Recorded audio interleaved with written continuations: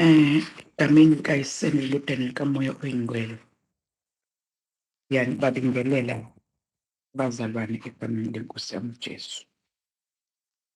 Ngifisa-ke namhlanje ukubeka njengoba kade ngikhuluma recently ngendaba yokwamukela uJesu. Ngase ngithi ngizophinda nginikeze-ke manje ukuthi how to live a Christian life. How to live a Christian life. Iqhuma laphaya ekutheni abantu abaningi baye kwi-altar call bese cathi inkulumo iphelela, kanti inkulumo nje ayiphelele qobo lapho. Ngize nganikeza i-example iy'ngane zesikole ukuthi ziyarejista ngoJanuwari, kodwa-ke manje sekufuneka kube ne-discipline right through the year. Sekufike kube ne-dedication right through the year. Sekufike kube ne-discipline, kufundwe, kukhandlekwe, kwakhiwe i-behavior kuthi kushaya uDisemba kube kubonakala. So-ke nalana-ke kwa-Christianity it's the same thing. It's not a matter of ukuthi uhambe waya kwi-altar call wayojoyina lulaqaba hhayi-ke amen. Hhayi-ke bese ucathi ukuba ukunomehluko to be a Christian nokuphila a Christian life nokuba i-church goer. Kunomehluko ukuba i-Christian ephila a Christian life kunokuba i-church goer. So-ke kuqapheleke ukuthi wena ukiphi group, are you a Christian or a church goer? Ngifuna-ke sibheke laphaya ama-Hebrews uchapter 13. Injongo yokufunda namhlanje ukuthi how to live a Christian life. Izothanda-ke ukuba yinde le nkulumo ngoba ngeke ngikwazi ukuyiqala ngiyiqede ngenxa yokuthi into ende kakhulu, mhlawumbe kuthatha about 4 to 5 weeks. Kodwa as long as into ebalulekile akona ukuphuthuma siqede, kodwa into ebalulekile i-understanding and then umuntu ak-implement. Uma umuntu esek-implementileke, that is when la ngiyoba satisfied ngithi Nkosi umsebenzi wanginikeze wona ngiwenzile.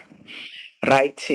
So-ke into yokuqala uma ngabe-ke sewubuya laphaya kulolu quqaba-ke okade uyikulo lwe-altar call, mangabe ukuthi uye ku-altar call whoever-ke, noma-ke uzifikile nje kwi-decision uwedwa yokuthi wena usufuna ukwemukela uJesu, wenza-ke lokho kufanele ukwenza ukumemukela uJesu. There's nothing wrong in that. Nokumemukela nje uwedwa into eyenzekayo leyo. Okay. Kodwa-ke manje into ekufike iringeke manje engqondweni yakho, how to please God. Sithe phela uNkulunkulu is a creator. Manje uma sewuqala sokuphila u-Christian life, i-objective yakho yokuqala nje akube ukuthi how to please God. Ngizomjabulisa kanjani uNkulunkulu? Ulaphayana kuma-Hebrews chapter 13. Ngizocela nje ukufunda uverse 1 kona it's a very long story, kodwa-ke onke umuntu angithi phela abantu kwethu neBhayibheli lakhe-ke uma ngabe banenkinga endleleni, I don't mind, ngikhona ngihlile. Ngifisa-ke sibheke lapha uverse 1 uthi, keep on loving one another. Keep on loving one another. Ayi ilikhunike le ndaba yokuthanda. Awuthandi ngoba uthanda ukuthanda. Uzothanda ngoba you want to please God. uNkulunkulu uluthando. uNkulunkulu uluthando yena self. So if you want to please God, thanda, uthande unconditionally. Ngoba sinayo le nkinga yokuthi abantu bathande conditionally. Usibanibani ngiyamthanda ngoba wangenzela ukuthi, usibanibani ngiyamthanda ngoba kukuthi nokuthi, no, akulona uthando lobuKristu lolu, uthando olunesizathu. Lolu kuzoba unconditional. Akuchazi ukuthi athi umuntu mebheda ungabe usamtshela ukuthi uyabheda. Ngigcizeleleke izingane zami njengoba ngihlala ngisho ukuthi umuntu nje okutotosayo uyakuzonda lowo muntu loyo. Umuntu nje okutotosayo uyakuzonda ngoba into ezokwenzeka empilweni akazi ukukuphilela impilo yakho. Kodwa umuntu okuthandayo ilo muntu okuqinisela isandla athi u-wrong u-wrong, u-right u-right. Loyo muntu loyo ukwenza ukuthi ebudaleni bakho ukwazi ukuma. Kukhona izwi kaNkulunkulu elithi khulisa umntwana ngendlela okuyokuba ngeyakhe, okuyokuthi uma esemdala angasuki kuyo. So manje uma ngabe umuntu ekuthanda ufanele akukhulise ngendlela yokuthi uthi mawusumdala uzishaya isifuba uthi ya hayi ngakhuliswa mina, asikho isivunguvungu engingakwazi ukusimela. Kodwa umuntu ozawuloku ekhanda nje ube umfece nje ube imfino nje akakufuni loyo muntu loyo. So-ke kuqaphela njengoba useyingane nje umuntu okuqinisela isandleni umuntu okuthandayo-ke loyo. Kodwa lo muntu okutotosayo ubukwazi lo muntu akakufuni akakufuni akakufuni. Angisho-ke indaba ye-abuse mangabe ngikhuluma indaba yokuqiniselwa kwisandla. Kunomehluko kona lokho-ke, i-abuse nokuqiniswa kwisandla. Uma umuntu umqinisela isandla manje lokhu ku-wrong ngoba kukuthi nokuthi nokuthi, lokhu ku-right ngoba kukuthi nokuthi nokuthi. So that is why nina genge encane kufanele niyijwayele le ndaba yokulalela. Ukulalela nje kube into yakho. Lokho kuzokusiza ukuthi uthi mawutshelwa abantu abadala kuna ukuthi lokhu ku-wrong phela lokhu. Kodwa cha ngiyabheda-ke manje uyakuthanda-ke lo muntu loyo-ke. Okay, so-ke ene lapha ku-verse 1 nje, how to please God is to love. Ngoba uNkulunkulu uluthando. Inzima-ke indaba yokuthanda. Kukhona lapha ya kwi-Old Testament la ukuthi khona ubothanda uJehova inkosi uNkulunkulu wakho ngayo yonke inhliziyo yakho nangawo wonke umphefumulo wakho. Nangayo yonke ingqondo yakho. Bese eqhubeka uJesu kwi-New Testament athi uthande umakhelwane wakho njengalokhu uzithanda wena. Manje uyabona ukuthi moswamukele uJesu kune-character la ekufanele yakheke e-instilla ukuthanda unconditional. Abanye-ke baye bathi uyabona uNkulunkulu wayeselivala phakathi izulu lakhe methi ubothanda umakhelwane wakho njengalokhu uzithanda wena. Cha, wengalivali welivula impela nje, welinweba futhi wengalinciphisi, welinweba ngoba njengoba ethi thanda umakhelwane wakho, nawe u-expect ukuthi abanye abantu bakuthande. Yindaba ufune ukuthandwa kodwa wena ubungathandi umuntu. So nawe njengoba uyingane yesikole nje, emphakathini ophila kuwo, emndenini ophila, awuzijwayeze nje ukuthanda. Into othanda yenziwe kuwe yilina ukufa uyenze komunye umuntu. Uma ngabe uthanda ukuphatheka kahle, phatha nawe abanye abantu kahle. Uma ungawungakuthandi ukudelelwa, musa nawe ukwedelela. Kuphela ulimi lwakho, kuphela ukwenza kwakho, kuphela nje. Thanda njengalokhu nawe unjani uthanda ukuthanda. Kukhona lento-ke evama ukuphatha abantu abasha kakhulu, i-selfishness. I-selfishness hambisana ne-greed.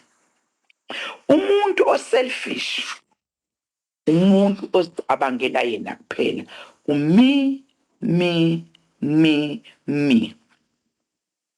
Isho kusho ngama-orange nje u-4 ekhaya alidumeleli akhalinkunyankunya yedwa lishaya alivale angacabanga ukuthi khona abanye abantwana obekufanele kusikelwane nabo. That is selfishness, i-greed leyo.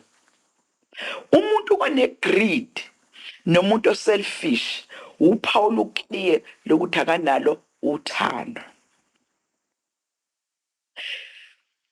Kukhona izwi elithi ngokuba uJehova walithanda izwe kangaka waze wanikela ngendodana yakhe iyodwa. Uyabona ukuthi ukuthanda kuhambisana ne-sacrifice. Kukhona izinto zakho empilweni ofowusacrifice ngenxa yokuthi unothando lukaKristu. Ngikhuluma mina nge-sacrifice.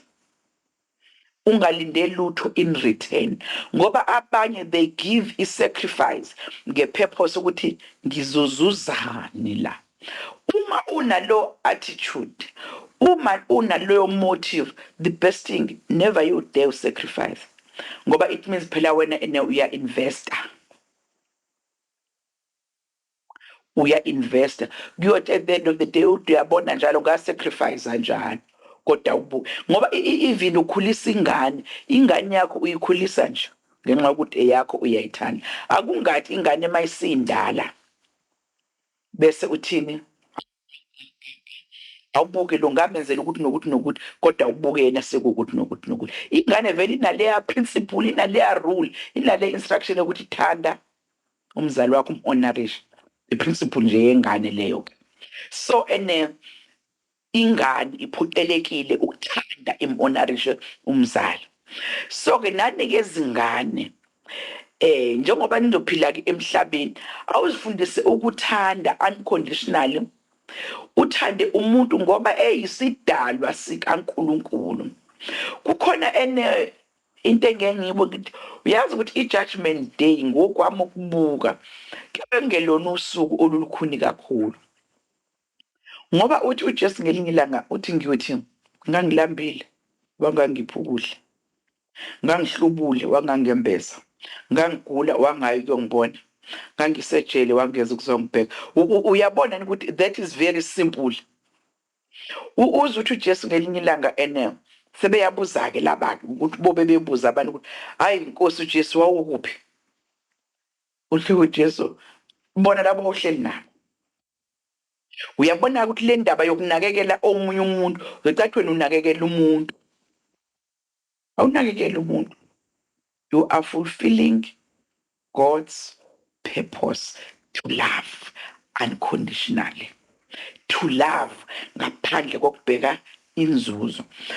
Khona into eyenzeka laphaya kuma midwives amaHebheru afeza icebo likaNkulunkulu nasaba uNkulunkulu. Kukhona na izwi kaNkulunkulu likuveza ukuthi the time wona efulfille icebo likaNkulunkulu esabe uNkulunkulu wabusisa imindeni yawo. So-ke nawe uma ngabe umuntu lojwayele nje ukuthanda, nawe uzothandwa kuzozenzakalena nje, and then lento izobe seyiba i-blessing eyehlela ngisho emndenini wakho. Uma ngabe unenzondo nawe uzozondwa bese futhi kuze kwehlela nasemndenini wakho kube umndeni nje ongafunwa muntu nje. So-ke ubungazisiza nje ntombazane yami nawe mfana wami, zingane zami nisebancane nibe nalo uthando. Hayi mawuhlele eduze komuntu uyamnyonkoloza nje. Mawunephakethe lama-snacks, ama-snacks ami. Awusakwazi ukuthi lona omunye umntwana nje oseduze kwakho asidle cha. Mawuphethe ijuice, ijuice yami. Mawuphethe amabhiskiti, amabhiskiti ami. Yini? Why are you so selfish? Why are you so greedy? Selfishness. And abantu aba-selfish ba-end up ngenhlupheko. But if you give, usuke utshala, uyamultiplya. So-ke zisize ngokuthanda. That is one of the ways of pleasing God. Right. bese lapha kuverse 5. Ngiyazi-ke nina zingane njengoba nisebancane nje, uverse 5 uzonishaya impela nje. Uthi uHebrews chapter 13 verse 5. Keep your lives free from the love of money and be satisfied with what you have. For God has said, I will never leave you, I will never abandon you. Verse 6. Let us be bold then and say, the Lord is my helper. I will not be afraid. What can anyone do to me? Okay. So-ke kukhona abaye bathi imali iyimpande yesono. Cha, uthando lwemali oluyimpande yesono. Ngoba umuntu othanda imali akakwazi nje ukucabangela omunye umuntu oseduze kwawuthawo. Uyazi lona nangulambi lothi ngimnikeze 5, nangilolu lambi lothi ngimuphe nama-snacks ami. Ngoba ekhaya mina banginikeze u2 rand wokukhera, wothi-ke ngiphe lo mntwana engimazi ukuthi uvela from ekhaya elingenzansi kwelami, naye 10, naye akade ukumantisa umlomo. Cha, imali yami ayisebenzi bantabami leyo nto. Ku-avoid ukuthanda imali ngoba enye into edatha abantu babe lukhuni emhlabeni babe nje uthando lwemali.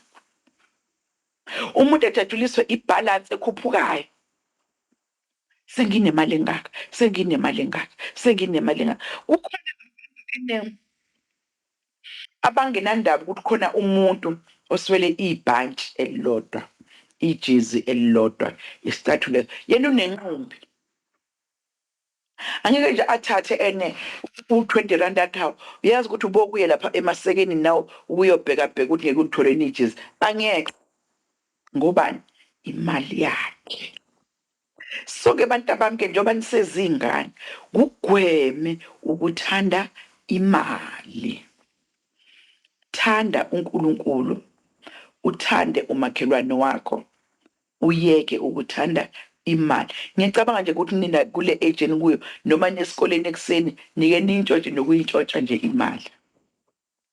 So-ke kuyekeni-ke noma ngabe bekukhona osekuqalile ukwenza, akuyeke nje impela ngoba izwi kaNkulunkulu liyaphikisana nalokho. Abanye zingane zami ngenxa yokuthanda imali baze bafike kwi-level lamantombazanyana amancane aqome umuntu. Uma khona le oyakhe izomnikeza imali. Ntombi zami, lokho ngesizulu esikahle ukudayisa umzimba, kodwa udayisa kahle indirectly ngoba uyawuphumelile emgaqweni. Uyazi isoka lakho nje imali ifikile nje lizokunikeza imali. Udayisa umzimba nje lapho indirectly. Sekusele nje ukuthi ukhanda isiphaza usibhale ngaphandle usidayisa umzimba la. So-ke ake niliyeke nje uthando lwemali, khohlwe nje uthando lwemali. Imali nje, imali, imali, imali, khohlwa yiyo. Unokudla, unezembatho, uyaya esikoleni, unekhaya, inkulumo iphelele lapho, khohlwa imali. Ngiyalithanda-ke izwi kaNkulunkulu uma ngabe liqhubeka lithi before that, uthi be satisfied with what you have. Angeke bantabami ube ne-satisfaction ungamemukelile uJesu. Njengoba ubabona abantu bethandakanga ukuba bakhulu, befuna ukugqama, befuna udumo, benza yonke le mfishimfishi esemhlabeni, is because abanayo is-satisfaction. Kodwa uma ngabe sewumamukela uJesu waba inkosi nomsindisi wakho, that is also one of the methods of pleasing God, ukuba satisfied nje. Ungaloku uba nenhliziyo elubalubelayo, sengifuna ukuthi engathi ngaba nanokuthi ubani usenokuthi nami ngiyakufuna. Be satisfied with what you have. Akusho mina njalo, kusho izwi likaNkulunkulu. Bese liqhubeka lithi, for God has said, I will never leave you, I will never abandon you. I will never leave you, I will never abandon you. So manje ingakho ngithe kwa-Christianity kuyafundwa. Uyabona uma ngabe sewamukela uJesu abe inkosi nemsindisi wakho, uba cool and calm. Uba satisfied with what you have. I-reason yokuthi ube satisfied with what you have is because you know ukuthi uNkulunkulu utheni, I will never leave you or forsake you. Ngimthande ezwini lakhe bese ethi, uma nihlala kimi namazwi ami ehlala kini nocela noma yini bese niyenzela. Kuze kukhona futhi izwi elithi uyosipha nangaphezulu kokucela kwethu. Angeke uNkulunkulu angakwenzeli into aziyo ukuthi uyayidinga. Njengoba ninezingane nje, uNkulunkulu uyazi ukuthi amakhaya niyawadinga. Uyazi ukuthi esikoleni niyadinga ukuya. Uyazi ngenyanga niyadinga ukuya kwi-higher education. Uyazi ngenyanga niyadinga ukuthi niyosebenza. So just relax. Musulokuza ukuza uzube stressed, uzuzonda abantu abaphambi kwakho successful. Ulahlekelwe iprinciple ethi God has said, I will never leave you and I will never abandon you. I-success yakho ngeke iqhamuke njenge-success yalona omunye ombukayo nomcabangayo. Yingakho ngathi akekho umuntu oyi-photocopy yomunye emhlabeni, kodwa sonke singama-original copies. So wena bheka uNkulunkulu. That is also how to please God. uNkulunkulu uyajabula nje uma ngabe uhlayele phambi kobuso bakho uthi, mina Nkosi ngiyabonga ukuthi ngivela kuleli khaya engivela kulo, elinalolu hlobo labazali engikhuliswe yibo. Kulezi zimo nje zasekhaya ezinjena nje, God will make a way. Kodwa mozoba nenkinga ye-greed, ngoba umuntu one-greed unenkinga neyokuxokozela emphefumulweni. Moke waxokozela-ke nje khohlwa, ayisekho-ke indaba yakho. Okay. So-ke ngifuna-ke futhi sibheke lapha how to please God. Verse 16, do not forget to do good and to help one another, because these are the sacrifices that please God. Njengoba sengisho ukuthi ukusiza nje omunye umuntu kuyamjabulisa uNkulunkulu lokho. Ukhumbule njalo, hayi ukuthi umplizela ukuthi lo muntu omsizayo umsiza ethi udumo lubuye kuwe. Umsiza ngoba it pleases God. Underline. Lo muntu omsizayo awumsizeli ukuthi wena ube suba iblompoto subekwa phezulu ukhandela iflag. No, uduma kusilona olwakho. Umsiza ngoba it pleases God ukusiza omunye umuntu. Okay, then ke manje bese siyabuka ke manje ukuthi uyayibona indaba yokuthanda. Iyona ukuthanda yiko lokho okuzokwenza ukuthi ungabi nayo inkinga yokusiza omunye umuntu. Kodwa uma ngabe ungenalo uthando, uzofuna ukusizwa kodwa wena ubungasizi umuntu. Uzoba selfish, uzoba self-centered. Ayike sekunakeleke lapho. So uma ngabe uzophila a Christian life, sithe njalo ubuya kuphi? Ubuya kwi-altar call njalo, wathi uyamukela uJesu kuba abe inkosi nomsindisi wakho. Nanso-ke phela, you must live a life that will please God. Okay, ake sibheke ke manje u-1 Corinthians chapter 13. Uthi-ke, I may be able to speak the languages of human beings and even of angels, but if I have no love, my speech is no more than a noisy gong or a clanging bell. I may have the gift of inspired preaching. I may have all knowledge and understanding of all secrets. I may have all the faith needed to move mountains. But if I have no love, I am nothing. Mana lapho. Lithi-ke elesizulu, noma ngikhuluma ngezilimi zabantu nezezingilosi, angingenalo uthando, ngilithusi elikhencezayo nensimbi encencethayo. Liqhubeka lithi noma nginokuprofetha, ngiqonda izimfihlakalo zonke, noma nginokukholwa okukwazi ukugudluza izintaba, kepha ngingenalo uthando, akungisizi ngalutho. Angithi phela sesirejistile njalo, sesifuna manje ukuphila i-Christian life. Sifuna ngokuthanda-ke manje. Bangaki abantu abashumayela izwi kaNkulunkulu kodwa bebe bengenalo uthando? Bangaki abantu who can speak in tongues kodwa banalo uthando?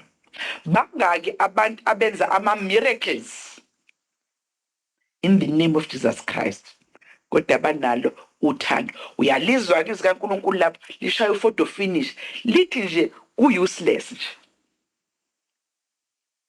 ku-useless nje. Iqaphele mntanami indaba yokuthanda. Bathanda abantu abakaNkulunkulu akubona bakho. Kukhona abantu abathanda abanye abantu because kunezizathu zabo ukuthi babathandelane. Ababathandi ngoba bezidalwa zikaNkulunkulu. Ababathandi ngoba bewumsebenzi kaNkulunkulu, babathanda ngoba benama-personal reasons. Awulona uthando lomKristu lona. Ukube uJesu wayenaleyo nhlobo yothando, le uthando oluconditional, uJesu wayengekazehle ukuzofa esiphambanweni. uJesu wayefika yonke le nyovademe eyenzeka le emhlabeni, ehlukumezeka, bem-ill-treat-a, bemenza lokhu nalokho, athi ha, labantu bakababa babheda kanje, let me go back home. Athi athele ujosaka wakhe azibuyelele ezulwini, ashiye siwufuhlu lasenje. Kodwa manje ngoba wayenothando nathi, ingakho akwazi ukubekezela waze wafika esiphambanweni la aqeda khona, aqedela khona insindiso yethu. Manje nake nawe musukuba nothando oluconditional oluthi lana mangithanda la yini engizuzayo lana. Akuthande longezuzuza lutho. Manje uthande nje ngothando lobuKristu that pleases God. La entweni zikaNkulunkulu izinto ozenzayo uzenzi ngoba zizoplize omunye umuntu, as long as lokho okwenzayo kupliza uNkulunkulu, it's well and fine. Vele umuntu wasemhlabeni ngeke uzomplize, umuntu wasemhlabeni unzima. Umuntu wasemhlabeni ulukhuni uyithe, angeke umuntu wasemhlabeni uze umplize. Kodwa as long as lo okwenzayo kupliza uNkulunkulu, inkulumo iphelele. Kube abantu basemhlabeni babekujatshuliswa ukuthanda, babamthanda kabi uJesu. uJesu baboze bamfaka ekhukhwini njengamasela. Ukuba abantu basemhlabeni babe nayo i-ability yokuthanda, ukuba abantu babekwazi ukujabulela ukuthandwa. Futhi abantu basemhlabeni abanendaba. ngeke umplease umuntu. Yingakho uJesu athi mase siphambaneni wathi baba bathethelele, wathi ngisho laba esho yonke le mfucuza egcwele emhlabeni, wathi ngisho laba wathi bathethelele ngoba bayazi labantu into abayenzayo. So kungenzike nawe izinto ezithile emhlabeni ngoba u-expecta ukuthi kukhona umuntu ozokujabulela. Umuntu anamsebenzi nomunye umuntu, kodwa as long as lokho okwenzayo ujabulisa uNkulunkulu, ungeke loyo. Yingakho noma ngabe wenzeni ungalindi ukuthi kube khona umuntu ozobuya. Kukhona uJesu ngelinye ilanga lathi khona ayelulamise abantu abathile, they were about 10, kodwa kwase kubuya oyedwa. Uyabuza ukuthi baphi laba bawu-9? Kufanele basizakala nje baqhatsha abe nje kunjalo. So that's why kufanele kungakuhluphi indaba yokuthi uthando lokwenziwa ibhlompoti kusezweni la. As long as into oyenzayo ijabulisa uNkulunkulu, inkulumo iphelele.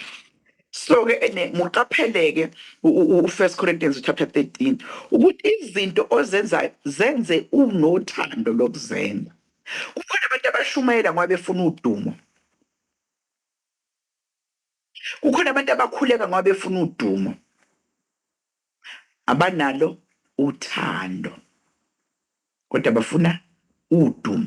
They want to get something out of it. Okay. Then ke ake sibuke ke manje uverse 4, or before verse 4 ake simfunde no verse 3 ngaphela sithe asijahe ndawo. Okay, uthi-ke uverse 3, I may give away everything I have and even give up my body to be burnt, but if I have no love, this does me no good. Sacrifice engako lapho usunikela umzimba wakho kuba ushiswe, kodwa uma ungakwenzi from the heart, you are just out, uyazibhedela nje. I-emphasis yokuthanda. Okay, ngifuna ke manje sibheke izithelo zothando.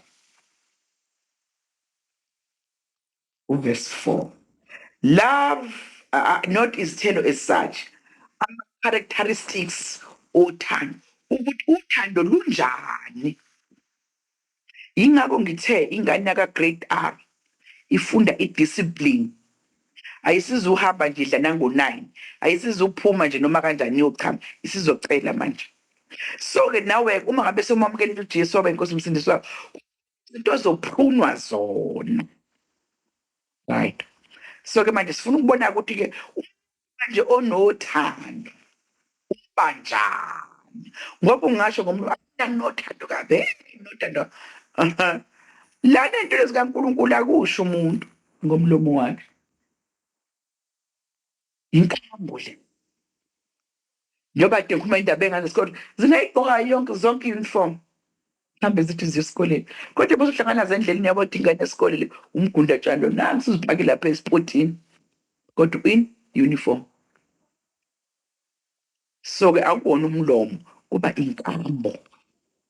Okay, uverse 4 uthi, love is patient and kind. It is not jealous or conceited or proud.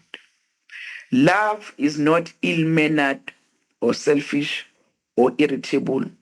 Love does not keep a record of wrong. Love is not happy with evil, but it is happy with the truth.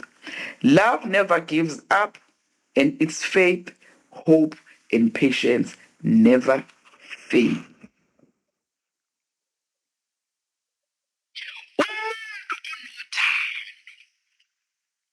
lukaKristu yabekezela.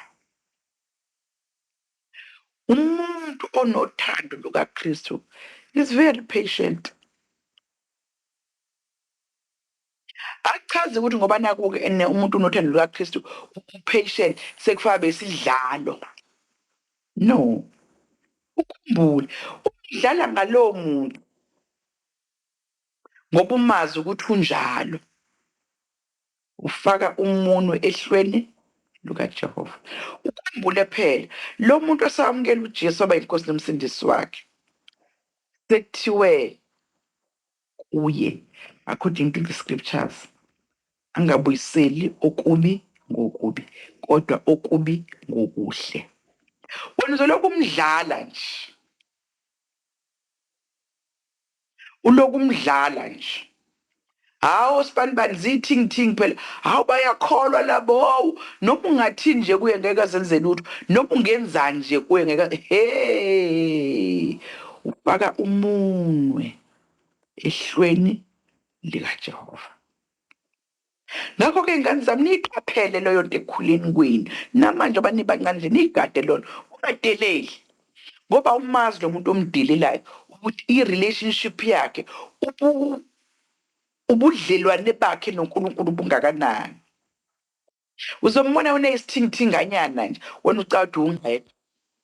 Umbone nje, uzibone wena uwuclever, umbone esiphuphukanyana, kanti lo muntu strong relationship with God. Umbone elokhu ekwenze lokuhle nje, yize sewumbhedela. Kukhona izwi kaNkulunkulu elithi uma ngabe umuntu ekwenza okubi, wena menze okuhle, ngokwenze njalo uthela amalahle ashisayo emhlane wakhe. So wena uzoloku ubona lesi sithingithingi loku sigcona nje, uloku usigcona lesi sithingithingi, awazi sona siloku sikwenzela okuhle nje, usigcone senze okuhle, usigcone senze okuhle. Awazi ukuthi ngokwenza njalo sona senze njani, sithela amalahle ashisayo emhlane wakhe. So njengoba nifunda nisezikoleni, kukhona yonke inhlobo yengane lapha esikoleni. Wena you must learn to be kind and you must be patient. Hayi ukuthi wena ubu-albhadwa. Mina ngifunda umuntu angijwayelekabi. iChristian engajwayelwa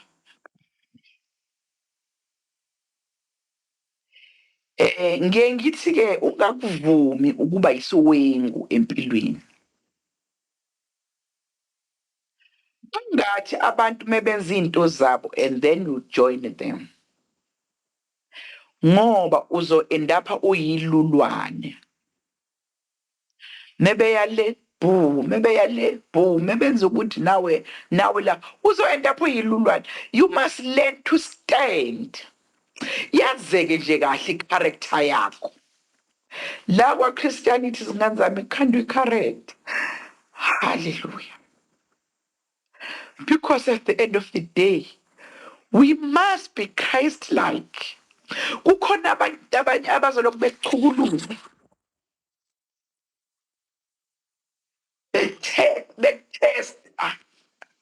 bethesta ngisho ukukholwa kwakho. Kukhona abantu abami izikhathi la ukuxolise wazi kahle ukuthi awunanga,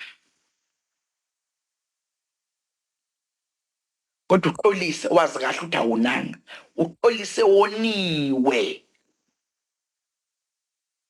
because you are now a Christian. uJesu wayibuyisela indlebe kubantu ababem-abuse.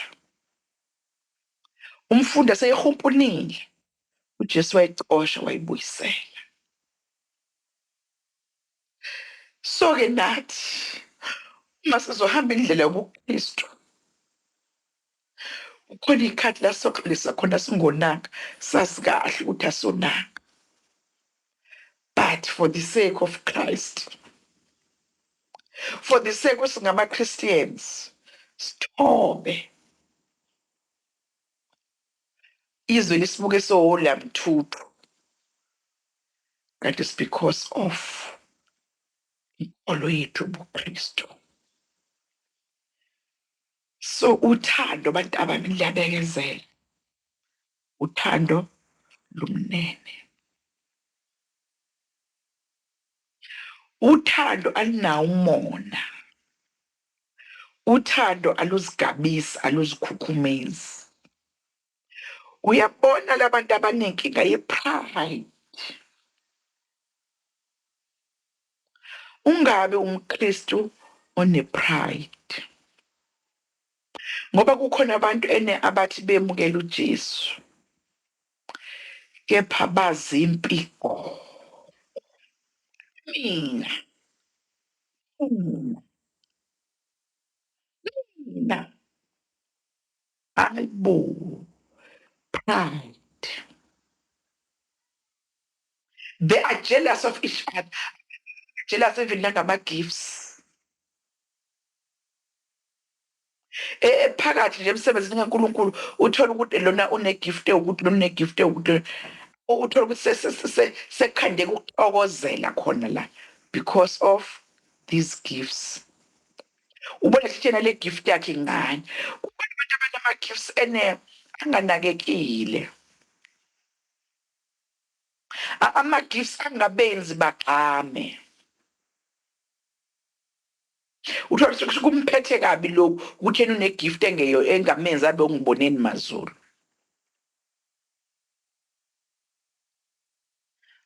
Uma sewemukela uJesu, you never ever ever become jealous of anything. Njengoba nisezikoleni nje kube khona abaphasa ngo-95%, uzizele nje wena ngo-50.5% wakho. Ungabi buhlungu ukuthi khona abanqenqemuka no-95, ba-right.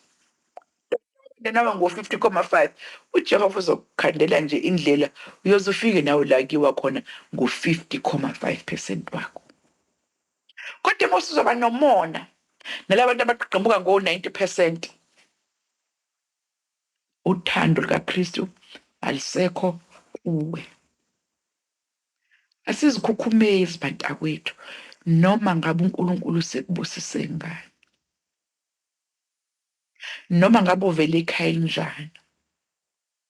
Khona abantu abake bakhukhumalise nje i-background ukuthi mina ngizalwa ubani, akukhumaliswe ukuthi mina ngazana nobani, akukhukhumaliswe ama-qualifications anawo, akukhukhumaliswe ama-achievements.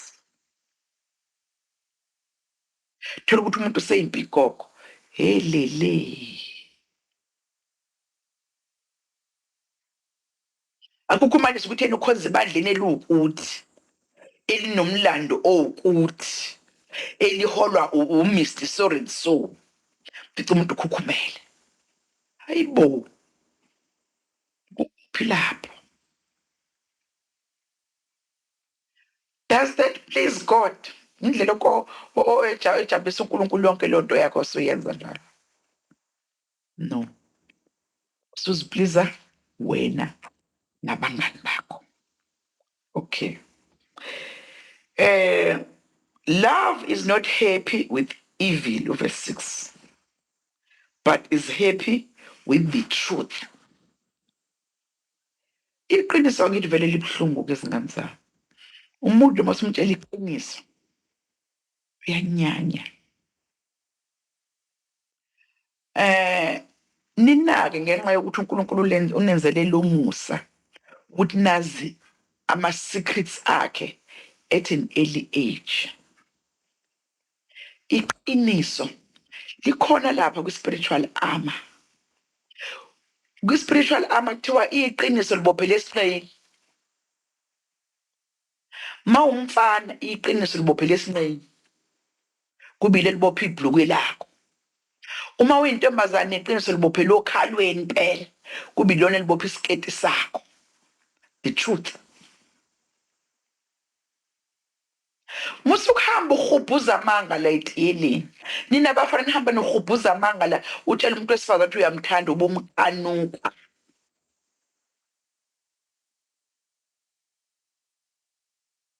I'm sorry to say that. We-female abuser mfana wami mawunjalo.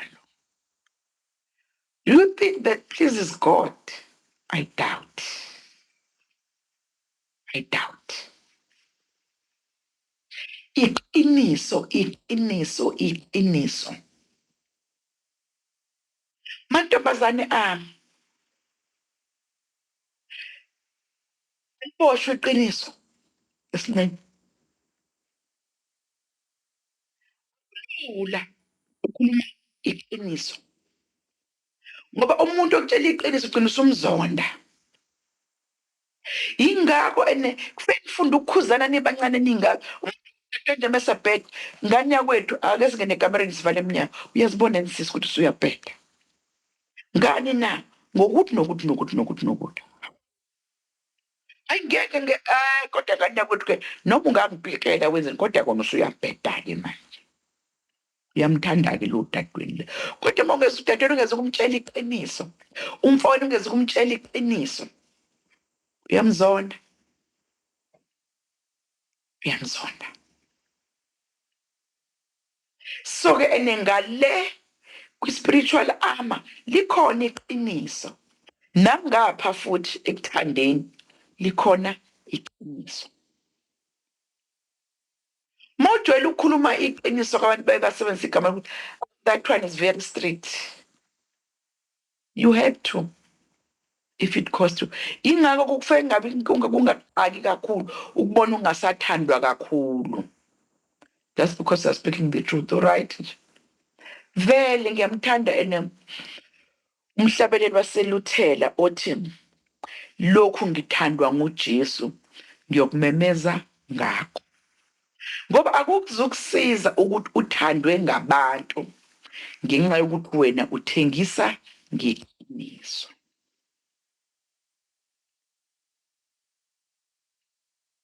Ngeke kukusize ukuthi uthandwe ngabantu just because wena uvovo liyakhipha uthengisa ngeqiniso.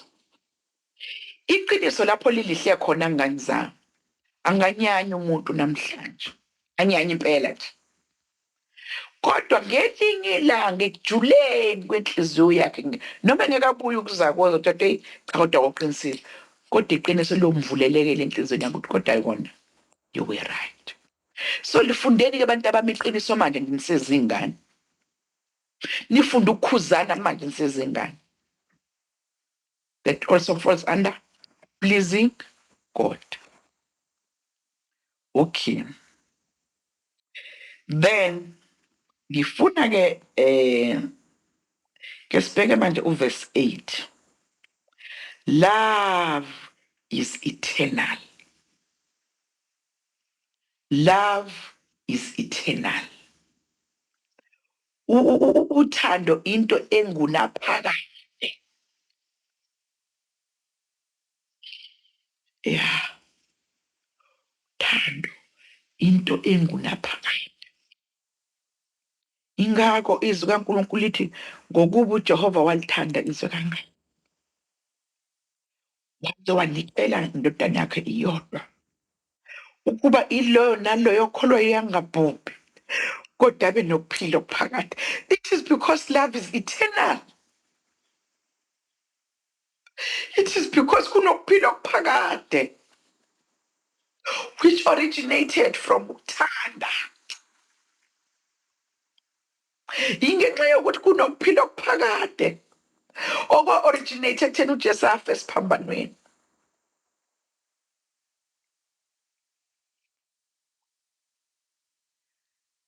Yeah. Khona umhlabeleli othi ake nibheke uthando lungaka. Ake nibheke uthando lungaka. Uthando kaJesu. Nawe-ke if uya kwi-altar call, keep in mind ukuthi to be a Christian inzondo uzoyikhumula, ukubhinqa nokubhuqa uzokukhumula. Kodwa-ke ngicela ukukutshela ngeke ukwazi ukuzenzela. Angeke ukwazi ukuzenzela. Ingakho umpostoli Paul ethi I can do all things through Christ who strengthens me. Uzokwazi ukwenza lokho ngoba nako memkelele ngempela uJesu. Uma ngabe kade lapha ya kuleya altar call lakho kade uye kuyo, kade uye ngoba uyokwandisa inamba okanye kade uye ngoba kukhona othile omjabulisayo, kade ungahlatshiwe yizwi, angeke uzoba usoquqabeni nje oluyi-church goer olunenzondo. Uzonde khona la phakathi ebandleni, uzonde abanye abantu abathi bayakholwa khona le ebandleni nje, unyanye nje uyazi ukuthi nje, uyazi ngimane ngacikeka nje meqala iculela ukuthi usibani bani, uqinisile impela ingoba vele awukazi memukele uJesu waba yimvu nje, waba yimbuzi phakathi kwezimvu lapha kwi-altar call.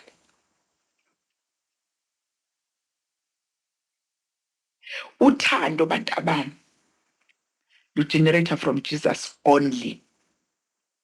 I mean uthando olu-Christian, Christian love.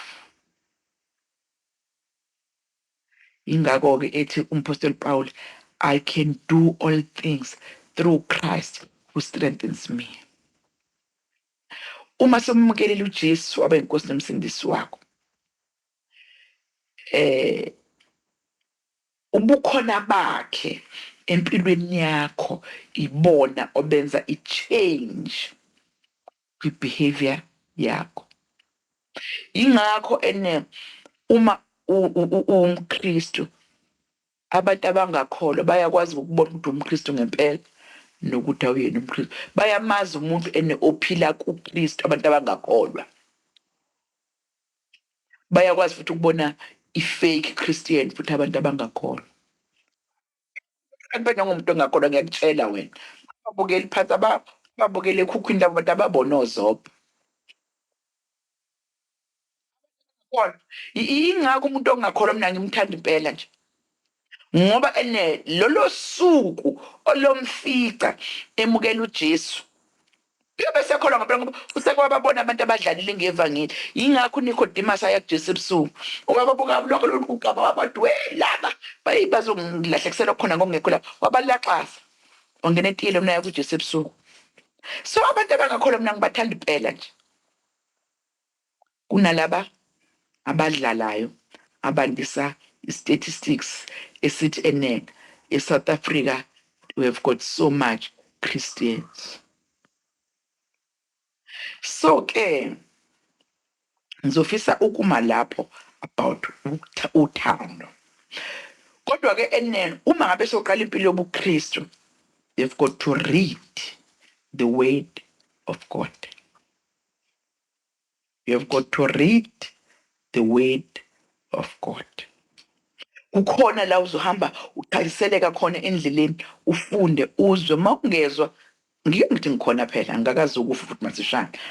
Ma ungasezwa usho ungibuze, ma ungasezwa bhale phansi questions kubhekele nale, kuyafundwa into zikaNkulunkulu.